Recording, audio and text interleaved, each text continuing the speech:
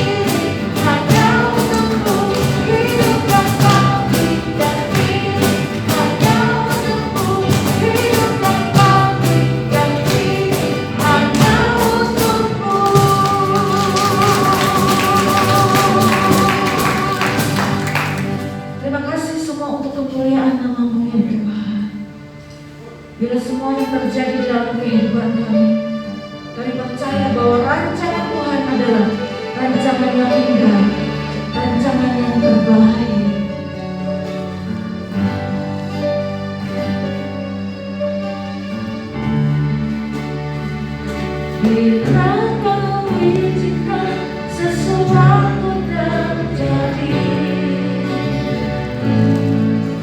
ku percaya semua untuk kebaikanku.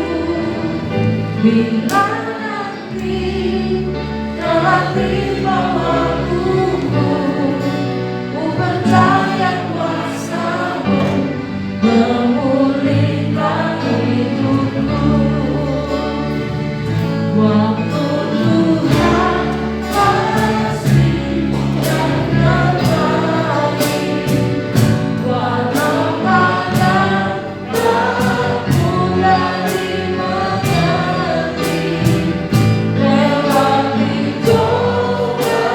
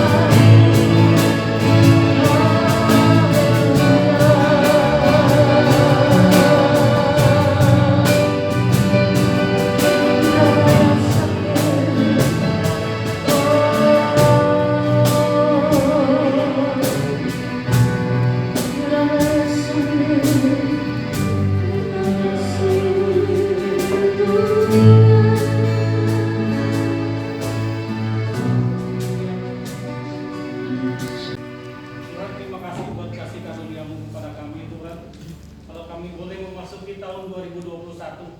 Kami percaya bukan dari kekuatan kami, Tuhan, tapi semua adalah kasih karunia-Mu, semua adalah anugerah-Mu kepada kami. Dan kami percaya, Tuhan, kalau kami boleh ada di tahun 2021 ini, kami mau terus menikmati kasih-Mu, Tuhan. Kami mau terus menikmati kemurahan-Mu. Karena kami tahu, Tuhan, ketika kami berjalan dengan Engkau, Tuhan, di tahun berapapun kami hidup bersama dengan Engkau. Dan di situ letak kemenangan kami. Kami mau menyiapkan hati kami, Tuhan. Kami mau menyiapkan telinga kami. Kami mau menyiapkan seluruh hidup kami untuk benih firman-Mu yang akan disampaikan nanti menjadi satu kekuatan bagi kami. Jatuh di dalam hati kami, tumbuh, berbuah dalam kehidupan kami. Kami siapkan hati kami, Tuhan, di dalam nama Tuhan Yesus. Amin.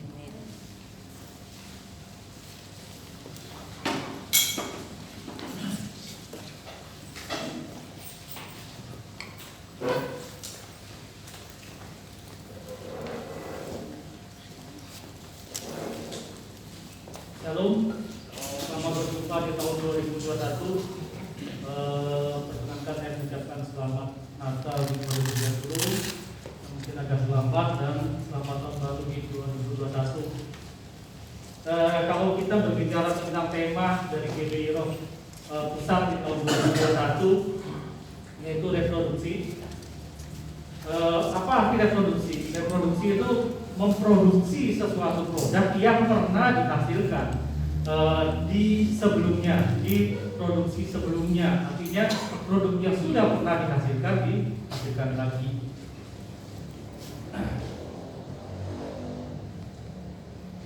Reproduksi ini diambil dari Kejadian 1 ayat 28. Allah memberkati mereka, lalu Allah berfirman kepada mereka, beranak cuculah dan bertambah banyak, penuhilah bumi dan taklukkanlah itu, berkuasalah atas ikan-ikan di laut dan burung-burung di udara, dan atas segala yang merayap di bumi. Dimulai dari Allah menciptakan hari pertama sampai hari ke-5. Allah menciptakan semua isi alam semesta. Kemudian di hari ke-6 Allah menciptakan manusia. Di sini Allah dituliskan Allah memberkati mereka. Kenapa Allah harus memberkati ciptaan yang disebut manusia ini? Sedangkan yang lain-lainnya semua dikatakan setelah Allah menciptakan cuma dikatakan semuanya baik. Semuanya baik, semuanya baik, semuanya baik. Nah, ternyata tujuan Allah itu adalah tujuan daripada Allah memberkati. Kalau kita lihat di sini tujuan Allah memberkati ini adalah Allah mau memberikan rohnya, yaitu roh Allah yang menjadi sumber untuk kita mengetahui bagaimana suatu ciptaan itu fungsinya untuk apa dan bagaimana memanfaatkan ciptaan yang Tuhan buat. Jadi artinya manusia itu mempunyai hubungan dengan Allah, tidak seperti ciptaan-ciptaan yang lain. Allah bisa berkomunikasi dengan manusia karena ada roh Allah di dalam manusia. Nah, kemudian baru Allah memberi tugas kepada manusia beranak cucu dan bertambah banyak. Nah, kalau kita lihat beranak cucu dan bertambah banyak itu dari berbagai versi ternyata. Kemarin saya ketemu dengan Pak Arifin di Mataram. Saya tanya dengan Pak Arifin, beranak cucu dan bertambah banyak yang dimaksud yang mana, Pak? Sebab kalau menurut berbagai versi, King James Version itu dia mengambil be fruitful and multiply. Artinya hidup yang berbuah dan berlipat ganda. Atau ada yang bilang bahwa kita harus punya anak dan cucu dan kemudian tambah banyak saja. Pak Arifin menjelaskan bahwa kita mengambil yang be fruitful and multiply. Kita harus berbuah, hidup kita harus berbuah. Kenapa kita harus berbuah? Karena sesuai dengan tujuan Allah, Allah memberkati kita. Allah punya kuasa berupa rohnya yang ditaruh dalam kita, sehingga kita bisa mengelola semuanya ini untuk pemanfaatan orang yang lebih besar untuk menemukan yang lebih banyak, tapi kita tidak merusak. Nah, kemudian baru dikasih tugas manusia. Berkuasa atas ikan-ikan di laut dan burung-burung di udara dan segala yang merayap di bumi. Jadi Tuhan itu punya maksud untuk memberkati manusia. Tidak hanya memberkati tanpa satu tujuan. Atau Dia tidak akan taruh rohnya di dalam kita kalau tidak punya satu tujuan. Kalau Tuhan bekerja sama dengan kita, Dia pasti kasih kita kemampuan dulu, baru kemudian Dia kasih kita tugas. Nah, kalau ketakutannya kita apa? Kalau dikasih tugas, kita tidak merasa punya kemampuan. Biasanya seperti itu ya. Nah, kalau kita berbicara tentang Kejadian 1 ayat 28, harusnya kita perubahan paradigma kita berubah. Oke, kita masuk kalau kita ini masih di awal-awal tahun 2021. Apa sih sebenarnya yang terjadi di kehidupan 2020? Itu harusnya menjadi evaluasi dalam kehidupan kita. 2020 itu diawali dengan pandemi yang mulai mewabah. Kalau tidak salah di Wuhan itu mulai bulan Desember. Tapi memasuki di Indonesia itu bulan 3 kalau tidak salah. Saya paling ingat waktu kami sudah merancangkan perjalanan tur kami ke Medan, Malaysia dan Medan itu dari bulan 11 atau 10. Nah, kami harus berangkat di bulan 2 menjelang bulan 3. Karena wabah ini sudah mulai banyak, berita-berita yang kemudian di Wuhan itu orang jatuh, terkapar, tergeletak sendirian, mati di jalan dan sebagainya. Begitu menyeramkan, menakutkan. Kami seakan-akan dalam posisi serba salah. Mau membatalkan tiket tidak bisa, tiket mungkin bisa, tapi hotel dan yang lain-lainnya tidak bisa dikembalikan karena daerah tersebut atau negara Malaysia belum lockdown, jadi tidak bisa. Nah, singkat cerita berangkatlah kami. Ketika kami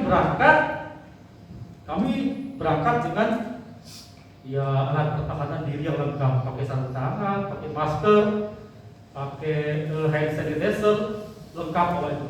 Bahkan sampai tangan ini jadi kering sebelum hand sanitizer. Nah, bayangkan saja kita nggak pernah pakai masker di pesawat 4 jam atau 8 jam saya lupa, itu kita pakai masker. Untuk pertama kalinya saya tidak bisa tidur karena saya pikir kenapa ya saya sumpek dengan kok saya susah tidur gitu. Akhirnya saya berbicara dengan dokter kebetulan ada dokter di depan. Dia bilang, Pak, dibuka aja maskernya. Nah, karena kami satu pesawat ini hampir semua orang dari Mataram yang mendengar kabar tentang COVID itu seperti apa, sampai di pesawat kami masih yang puas, begitu khawatir. Begitu kami tiba di bandara Kuala Lumpur, kami kaget ternyata orang di sana masih belum banyak yang pakai masker. Jadi kami seperti orang aneh yang turun di bandara tersebut. Nah, saya tidak mau membahas yang terlalu panjang, tapi saya cuma bilang bahwa informasi itu bisa mempengaruhi banyak hal tentang apa yang nanti kita pikirkan dan apa yang akan nanti kita lakukan. Karena berita yang begitu masif diberitakan dan berita yang begitu menyeramkan yang diberitakan, sedikit banyak kalau kita sering membacanya, pasti akan masuk ke dalam alam bawah sadar kita. Dan itu akan mempengaruhi ketakutan kita. Kita bayangkan berapa banyak kita baca tentang berita tentang COVID dan berapa banyak kita baca dan kita renungkan berita tentang firman Tuhan. Jauh lebih banyak dalam kehidupan kita yang mana? Dan itu akan mempengaruhi kehidupan kita. Seluruh dunia mengalami COVID. Terus perekonomian dunia secara umum menurun. Yang terkena imbas pertama adalah orang yang hubungannya ekspor impor, lockdown semuanya. Dunia mengalami new normal life. Kita yang dulunya kalau ketemu paling tidak salaman, sekarang apa? Tidak boleh salaman. Kadang-kadang orang berkata sombong amat. Kalau kita dulu sama saudara pelukan, sekarang jaga jarak. Kalau kita datang ke, misalnya kayak kita ke Surabaya, kita mesti kunjungi orang tua. Sekarang tanya dulu boleh apa tidak. Apalagi kalau kita sering keluar, kita tahu diri mau pergi apa tidak ke sana. Nah ini new normal life yang harus kita hadapi. Terus yang kedua, kita nggak tahu kapan di tahun 2020 ini kapan pandemi ini berakhir. Kita udah doa sekencang-kencangnya, kita minta 3 bulan saja Tuhan, kita minta 6 bulan saja Tuhan, masih berlanjut. Kita minta Tuhan untuk tahun ini saja, tidak bisa juga. Bahkan kita sudah mulai senang ketika vaksin mulai ada. Nah pertanyaannya, bagaimana dengan Anda di tahun 2020? Kita koreksi diri kita masing-masing. Di tahun 2020, dari segala informasi yang kita terima dan dari segala apapun yang kita alami, seberapa banyak kita kenal apa yang Tuhan buat dalam hidup kita, dan kita kenal atau kita tahu apa yang COVID buat dalam hidup kita. Itu harusnya menjadi evaluasi kita. Pengaruhnya banyak. Waktu kita mulai bekerja di rumah, otomatis kehidupan rumah tangga kita yang biasanya ketemunya sore atau malam setelah pulang kerja, sekarang satu kali ngumpul. Secara survei tingkat perceraian dan tingkat pengaduan perceraian tahun 2020 itu meningkat drastis. Karena orang-orang tidak siap dengan tinggal sama-sama, tidak punya kerjaan, atau satu kerja satu tidak kerja. Anak-anak stres yang biasanya di sekolah diajarin guru lebih ramah, sekarang diajarin orang tua yang lebih kejam, lebih sangar, yang kalau orang tuanya datang bisa marah-marahin anaknya. Itu terjadi di tahun 2020.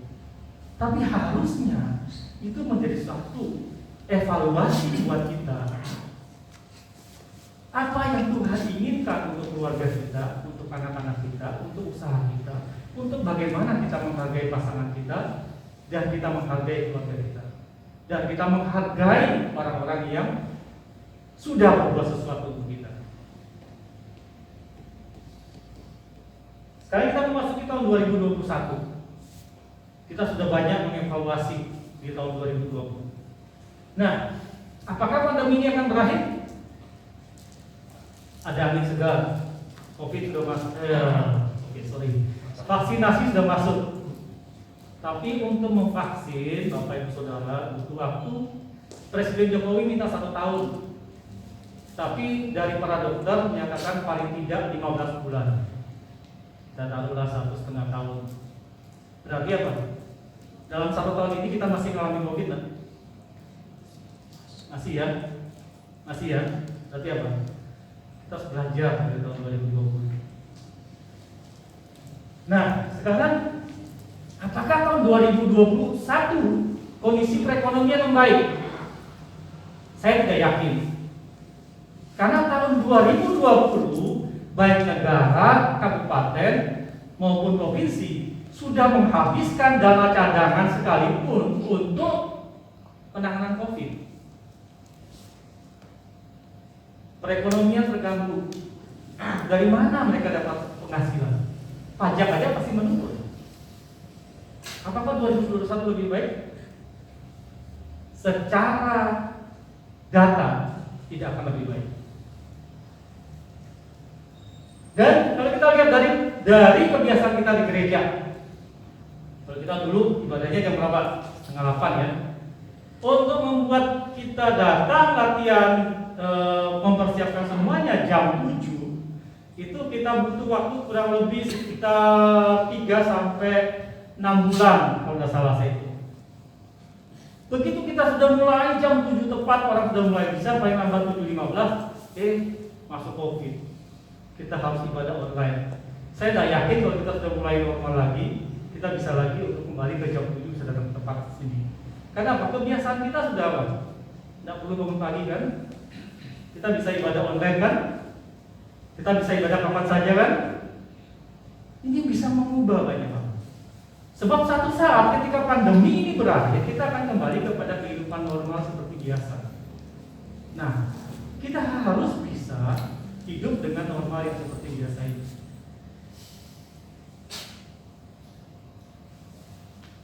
Mari kita belajar dari kehidupan seorang Daud. Bagaimana Daud di dalam kehidupannya yang penuh dengan intimidasi di padang gurun, ia dapat memposisikan hidupnya untuk satu hal yang di masa depan itu menjadi suatu hidup yang diberkati Tuhan. Dan kemudian ini bukan hanya untuk diri Daud sendiri, tapi ini terjadi untuk keturunan-keturunan Daud sampai pada Yesus. Sehingga saya beri tema Happy New Year. Saya berharap bahwa kita punya telinga yang baik di tahun 2021. Karena kita tadi bilang bahwa tidak lebih baik tahun 2021 secara apapun tidak akan lebih baik dari tahun 2020. Tidak akan lebih baik. Karena perubahan apapun kemana? Vaksin aja gratis. Dari mana negara dapat uang? Negara itu pinjam untuk bisa beli vaksin. Kalau disuruh beli gratis saja sudah banyak yang nolak, apalagi beli. Nah ini kita kesini ya. Kita harus punya satu. Bagaimana kehidupan Daud? Daud itu 12 tahun dia hidup di padang rumput, mengembalakan hanya 2-3 ekor kambing domba. Kira-kira menurut Bapak Ibu Saudara kasih, kalau ada seorang bapak atau ada satu keluarga yang anaknya ada 12, berapa ya, 12 atau 10 anaknya yang saya lihat. Nah kemudian yang lain ini pada besar-besar semua. Dan kemudian ada satu anak yang dikasih untuk pelihara 2-3 ekor kambing domba, hanya 2-3 ekor kambing domba.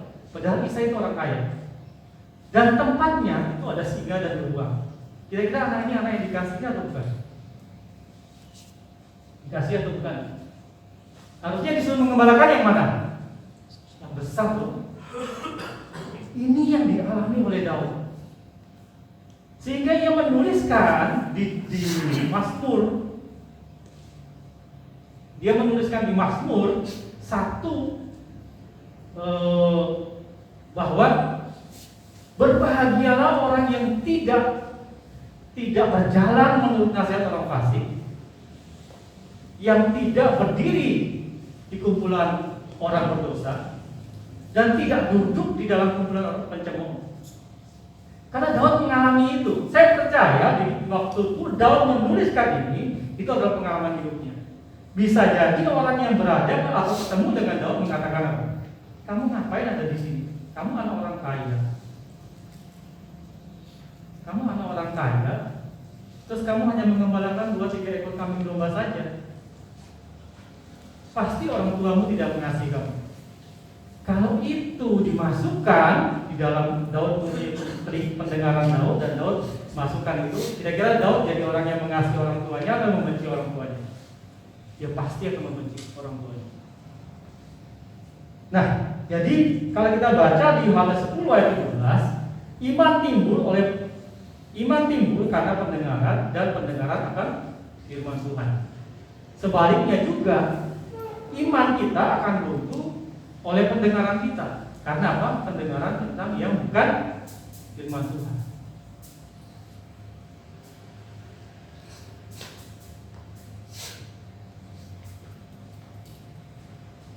Dalam Mazmur 1 ayat 1-3, ini yang menjadi poin Daud. Berbahagia, kata berbahagia itu dalam NIV itu berarti how blessed, diberkati.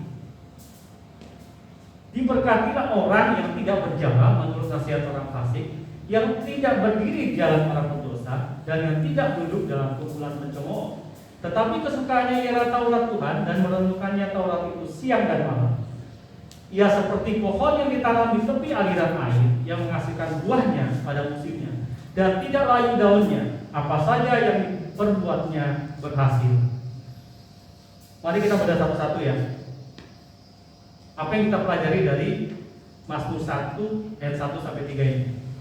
Yang pertama yaitu pendengaran kita akan sehat jika kita berada di dalam komunitas yang benar. Mazmur 1:1 dikatakan berbahagialah orang yang tidak berjalan menurut nasihat orang fasik, tidak berdiri di jalan orang berdosa, dan yang tidak duduk di dalam kumpulan pencemooh. Siapa itu orang fasik? Orang fasik menurut King James Version itu ungodly, atau orang yang tidak percaya dan tidak takut Tuhan. Yesaya 29 ayat 15 sampai 16. Orang fasik itu juga adalah orang yang munafik. Kalau dia melayani Tuhan, dia hanya melayani Tuhan itu untuk satu kebanggaan dirinya sendiri, sehingga dia bisa membandingkan dengan orang lain. Dan orang fasik adalah orang yang cenderung lebih mengandalkan diri sendiri. Ya, aku diberkati karena aku rajin ke gereja, dan Tuhan harus berkati aku karena aku ke gereja. Kemudian siapa orang berdosa? Orang berdosa di dalam bahasa Ibrani itu katau. Orang yang melenceng dari ketetapan Tuhan yang dilakukan dengan sengaja, ataupun kalau tidak dilakukan dengan sengaja, orang tersebut tidak mau bertobat. Itu orang berdosa. Nah, sekarang siapa itu pencemooh? Orang yang sifatnya suka mengejek orang benar, yang selalu membenarkan diri sendiri, memutarbalikkan fakta untuk kepentingan pribadinya. Nah, kalau ketiga orang ini, kalau kita kumpul dengan ketiga orang ini, tentu iman kita akan terombang-ambing ya. Dan bilang berbahagialah, diberkatilah kamu kalau kamu tidak kumpul dengan, kalau kamu tidak berjalan dengan orang fasik, tidak berjalan menurut nasihat orang fasik, tidak berdiri di jalan orang berdosa, dan tidak duduk dalam kumpulan pencemooh. Pelajaran apa yang kita dapat dari Mazmur 1 ayat 1 sampai 3? Pendengaran yang sehat akan membawa kita pada pengenalan akan Tuhan dan dewasa secara rohani. Menurut Mazmur ayat 1 sampai 2, menurut Mazmur 1 ayat 2, tetapi yang kesukaannya ialah Taurat Tuhan dan yang merenungkannya ini bahasa Ibraninya adalah daugau. Artinya proses merenungkan itu menggali lebih dalam, membayangkan dan merencanakan. Jadi kita kalau membaca Alkitab atau Taurat Tuhan itu, ini mohon maaf bukannya tidak baik. Kita misalnya mengejar target membaca 5 pasal 1 hari atau 10 pasal 1 hari, bukannya tidak baik. Tapi kalau hanya membaca saja, yang kita dapat adalah cuma logosnya saja. Mungkin kita perlu untuk memacu kita biasa disiplin membaca Alkitab. Tapi kita harus mulai bertingkat, meningkatkan. Bila perlu kita tidak perlu 5 pasal, 10 pasal, 1 pasal, tapi kita mengerti jalan cerita dari 1 pasal itu. Itu biasanya lebih baik. Supaya kita tidak, supaya kita tahu isi ceritanya, dan kemudian kita bisa kenapa sih Ayub ini waktu dia dalam penderitaan dia masih bisa berkata bahwa kita harusnya tidak melawan Tuhan. Tuhan itu kuat, Tuhan itu pejunan. Kenapa Ayub bisa mengatakan itu? Nah, supaya kita ini tidak kemudian mengambil mencomot sana mencomot sini untuk membenarkan kita. Akhirnya apa? Dari kita pelajari. Karena tidak bisa satu konteks diambil untuk satu konteks yang lain. Kita perlu untuk, jadi saya tidak mempersalahkan ya untuk kita membaca 10 pasal 1 hari dan sebagainya. Untuk dasar tidak masalah. Tapi kita perlu untuk belajar lebih dalam. Daud bilang merenungkan. Merenungkan itu adalah daugau, menggali lebih dalam, membayangkan dan merencanakan hidup kita untuk kita bisa masuk di dalam firman yang kita pelajari. Itu kita penting untuk melakukannya supaya kita bisa tahu. Nah, sekarang kita lihat dalam kehidupannya Daud. Kita perhatikan dalam kehidupannya Daud. Waktu Daud setelah berperang di Siklag, kemudian orang Amalek datang ke perkemahan Daud dan mengambil semua kepunyaan Daud dan membawa pergi. Apa yang Daud lakukan? Daud mengambil baju sirah dan menanyakan kepada Tuhan, masih sanggupkah kalau kami mengejar? Dia tunggu di Tuhan.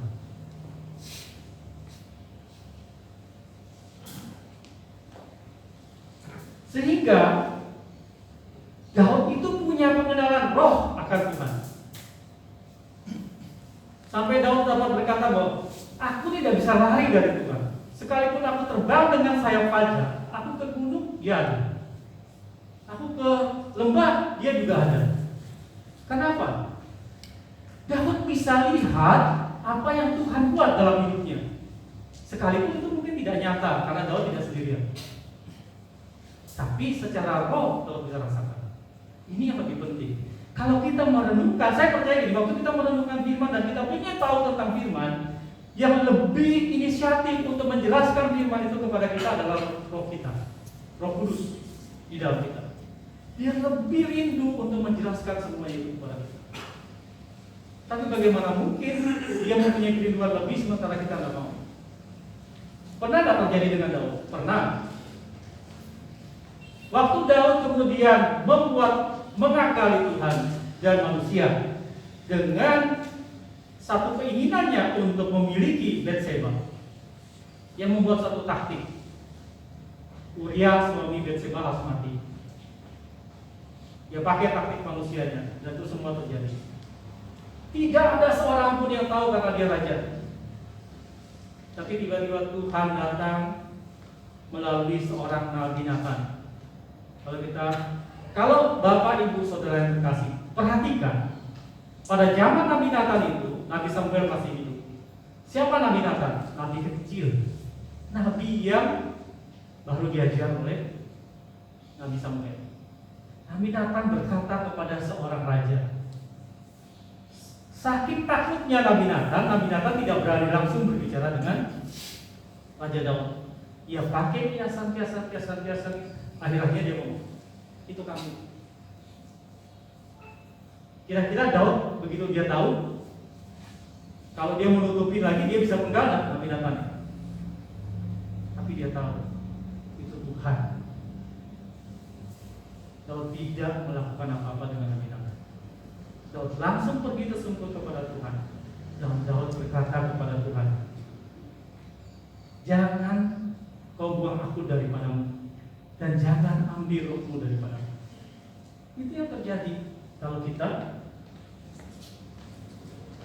merenungkan firman Tuhan siang dan malam. Ingat ya, kita merenungkan, bukan hanya membaca saja. Yohanes 8 ayat 31. Maka kata Yesus kepada orang Yahudi yang percaya kepadanya, jikalau kamu tetap dalam firman-Ku, kamu benar-benar adalah murid-Ku. Ayat 32, dan kamu akan mengetahui kebenaran, dan kebenaran itu akan memerdekakan kamu. Artinya, sebatas kebenaran yang kita ketahui, maka kita akan merdeka. Begini ya, ada satu quote yang saya sangat suka, mungkin saudara bisa mengerti sama seperti saya mengerti hal ini. Hanya ketika kita tunduk pada hukum, barulah seorang dapat berbicara tentang kasih karunia. Jadi gini, kalau kita tahu hukum, kemudian kita dituntut oleh orang, karena kita tahu hukum, kita bisa ngomong apa? Kasih karunia. Loh, saya kan sudah tahu hukum. Hukumnya berkata seperti ini, dan sebagainya. Kita bisa dihukum dan bisa. Contoh paling gampang, dulu pernah kita kan kalau kita punya STNK mati pajak, kita ditilang kan? Tilang kan? Dulu kita tahunya ditilang. Tapi ternyata mati pajak itu tidak bisa ditilang, hanya didenda. Nah, karena kita tidak tahu kebenaran ini, makanya kita beberapa kali sudah bayar tilang, bayar lagi denda. Nah, seperti itu. Karena kita tidak tahu kebenaran. Tapi kalau kebenaran yang kita ketahui, itu akan memerdekakan kita. Nah, kebenaran kapan kita mengetahui kebenaran? Kalau kita merenungkan kebenaran itu. Artinya apa, Bapak Ibu Saudara? Kedewasaan rohani itu tidak diukur dari dari usia jasmani kita. Tetapi kedewasaan rohani diukur berdasarkan pada pengenalan akan kebenaran, pengenalan akan Tuhan dan kebenaran Kristus yang terlihat dari pola pikir dan pola tindak kita. Itulah yang akan menentukan kedewasaan rohani kita. Nah, Daud mengajarkan kita tentang wujud kedewasaan rohani adalah karakter Kristus menjadi bagian dalam hidup kita. Di dalam Mazmur 1 ayat 3, ia seperti pohon yang ditanam di tepi aliran air, yang menghasilkan buah pada musimnya, dan tidak layu daunnya, dan apa yang dibuatnya berhasil. Ditanam di tepi aliran air, berarti apa? Ini tidak dikatakan sungai. Tuhan menanam kita di tepi aliran air, berarti aliran air ini dibuat oleh Tuhan. Kalau ini dibuat oleh Tuhan, saya percaya Tuhan pasti tidak akan membuat itu menjadi kering. Tuhan tidak membuat ini airnya besar, karena itu kalau yang dibuat pasti akan jatuh. Nah, percayakah Bapak Ibu Saudara yang terkasih dalam Tuhan itu bahwa kita ini sekaligus ditempatkan di sini, ini adalah tepi aliran sungai yang Tuhan tempatkan buat kita. Sehingga kita tidak perlu lagi untuk melihat terlalu banyak yang lain, tapi kita berkonsentrasi untuk menyerap segala unsur-unsur vitamin, mineral yang ada di sini yang berguna buat kehidupan rohani kita. Dikatakan juga bahwa menghasilkan buah pada musimnya. Jadi kita tidak perlu takut. Kita harus tetap melewati proses demi proses yang Tuhan tetapkan ketika kita masih berada di sini. Buah apa yang kita hasilkan pertama? Buah pertobatan. Matius 3 ayat 8. Kemudian buah roh, Galatia 5 ayat 22 sampai 23a. Dan buah kerajaan Allah, Matius 21 ayat 43. Buah kerajaan Allah ini adalah buah karakter Kristus dalam hidup kita. Nah, tidak layu daunnya. Apa artinya tidak layu daunnya? Suasana terik ada, musim kemarau ada, musim gugur ada, musim dingin ada, musim panas ada. Semua kita alami, tapi kita tidak pernah mengalami rontok daun. Kalaupun kita bisa rontok daun, tapi itu semua tidak akan membuat kita mati, karena airnya selalu mengalir. Nah, terus kemudian apa saja yang dibuatnya berhasil? Berarti hidup kita ini dibuat berhasil oleh Tuhan. Nah, dasarnya apa? Mari kita lihat. Kalau Daud bilang bahwa kita merenungkan Taurat Tuhan, ini kita baca di Ulangan 28 ayat 1 sampai 14. Jika engkau baik-baik mendengarkan suara Tuhan Allahmu, ini ada dikatakan baik-baik mendengarkan suara Tuhan Allahmu dan melakukannya dengan setia segala perintahnya yang kusampaikan padamu pada hari ini. Nah, kalau kita bicara tentang kusampaikan padamu hari ini, itu karena pada zaman itu kitab belum dituliskan. Pada yang tulis kitab Ulangan ini kan Musa, belum ada kitab pada zaman itu. Jadi Tuhan berbicara kepada Musa, kemudian Musa berbicara kepada umat Israel. Nah, kalau sekarang Alkitab sudah dituliskan, jadi kita bagaimana cara membaca kitab supaya kita dapat mendengarkan suara Tuhan? Kita membaca dengan bersuara. Dengan bersuara, firman yang disampaikan itu didengar oleh telinga jasmani kita dan didengar juga oleh telinga rohani kita. Suara Tuhan akan kita dengar melalui suara kita, karena yang kita baca adalah firman Tuhan. Nah, kemudian jika engkau baik-baik mendengarkan suara Tuhan Allahmu dan melakukan dengan setia segala perintahnya yang kusampaikan padamu hari ini, maka Tuhan Allahmu akan mengangkat engkau di atas segala bangsa. Segala berkat ini akan datang kepadamu dan menjadi bagianmu jika engkau mendengarkan suara Tuhan Allahmu diberkatilah engkau di kota dan diberkatilah engkau di ladang. Diberkatilah buah kandunganmu, hasil ternakmu, yakni anak lembu sapimu dan kandungan kambing dombamu. Diberkatilah bakulmu dan tempat adonanmu. Diberkatilah engkau pada waktu masuk dan diberkatilah engkau pada waktu keluar. Tuhan akan membiarkan musuhmu yang maju melawan engkau terpukul kalah olehmu. Bersatu jalan mereka menyerang engkau, tetapi bertujuh jalan mereka akan lari daripadamu. Tuhan akan memerintahkan berkat ke atasmu, di atas punggungmu dan di dalam segala usahamu. Tuhan akan menetapkan engkau sebagai umat-Nya yang kudus, seperti yang dijanjikannya dengan sumpah kepadamu. Jika kau berpegang pada perintah Tuhan Allahmu dan hidup menurut jalan yang ditunjukkannya, maka segala bangsa di bumi akan melihat bahwa nama Tuhan telah disebut atasmu, dan mereka akan takut kepadamu. Kemudian silakan dibaca terus sampai ayat 14. Nah, kalau kita lihat di sini ada beberapa poin penting tentang apa? Kita diberkati Tuhan. Di sana kita diberkati Tuhan. Kalau kita bilang ini di COVID ini kita diberkati Tuhan, bisa nggak? Kita cuma perlu dengar, kita cuma perlu renungkan apa yang Tuhan katakan tentang COVID ini. Dia bisa berkata, dia bisa menyampaikan firman ini untuk bangsa Israel mendengar Musa. Tuhan bisa pakai keluarga kita untuk Tuhan memulihkan keluarga kita. Sebab jika ada kerukunan, maka Tuhan katakan berkat itu mengalir dari kepala ke janggut dan ke jubahnya turun. Tuhan mau ada pemulihan di semua tempat. Mungkin pertama oleh kita, tapi kemudian keluarga kita, anak-anak kita dan sebagainya. Yang dulunya kita jarang ketemu, yang dulunya kita jarang berinteraksi.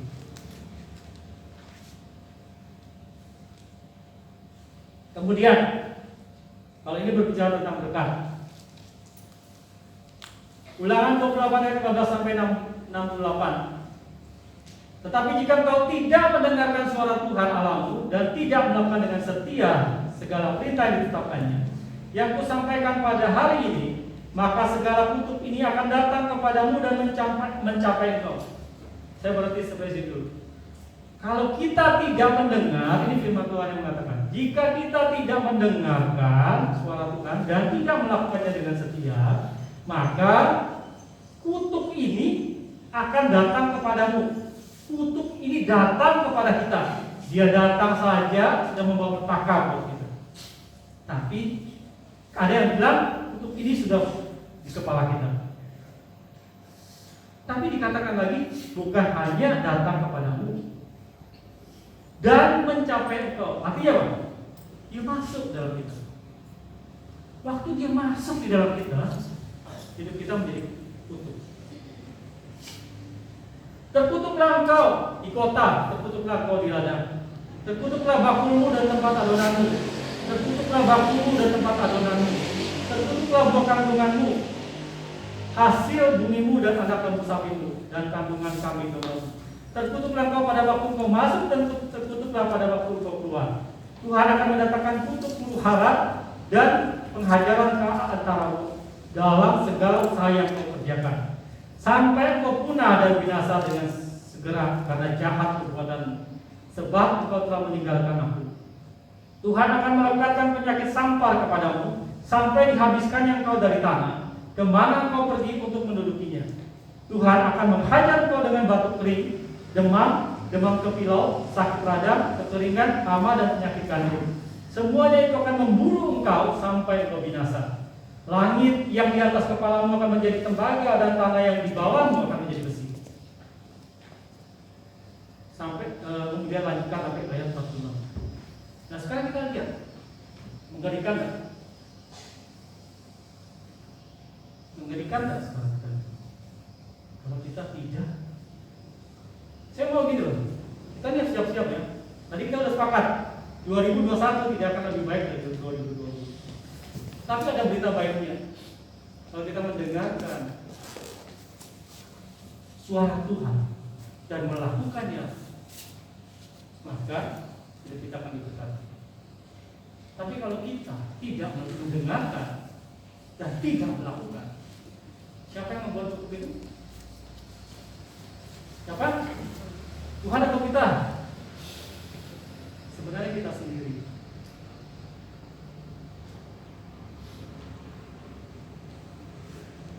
Nah, jadi kalau kita lihat di sini, ini adalah proses.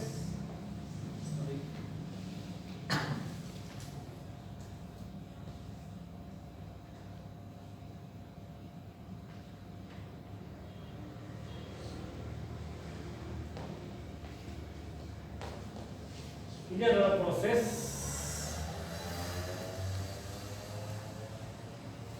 pertumbuhan dari satu pohon. Kalau kita katakan di Mazmur 1 ayat 3 bahwa kita seperti pohon yang ditanam di tepi aliran air.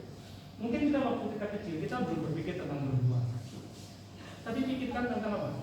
Kita bertumbuh dan kita harus tetap bertumbuh. Bagaimana caranya kita bertumbuh? Kita harus menyerap sari-sari yang berguna, bermanfaat untuk tubuh kita, sampai kita mulai bertumbuh. Karena semua sudah Tuhan sediakan buat kita.